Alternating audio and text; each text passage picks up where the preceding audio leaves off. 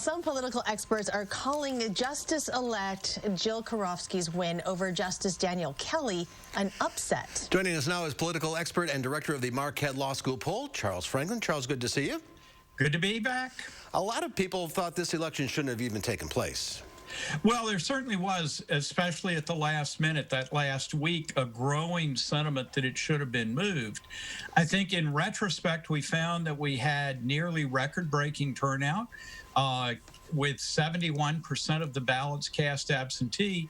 This was the second highest vote for a Supreme Court race since 2000, whether there was a presidential primary or not. Now, we'll never know what the turnout might have been if it had been a normal election or if the efforts had been made sooner and stronger to increase absentee voting. But I think you'd have to say that we got through the election with a turnout above last year's Supreme Court race by over 300,000 more votes.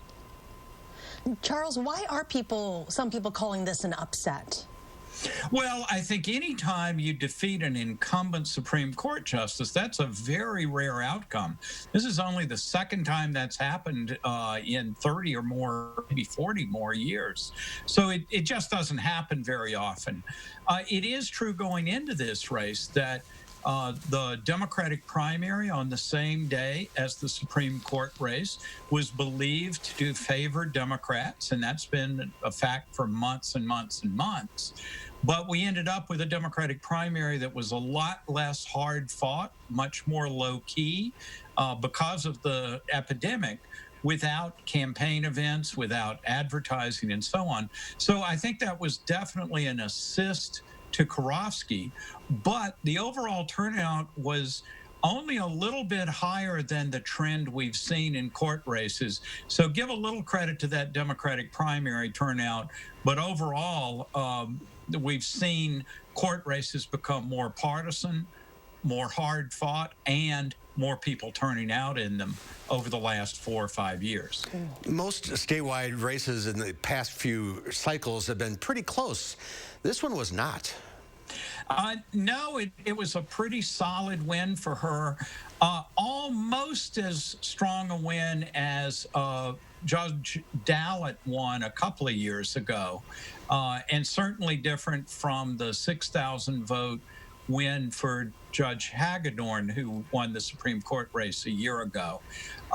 But in this turnout element, we've seen the turnout in court races go from a little over 800,000 to about 1 million. Last year it was 1.2 million. This year it was 1.5 million. So there's been a steady increase in concern about the court races, and that maybe has also generally made them more competitive. But this year broke strongly for Karofsky.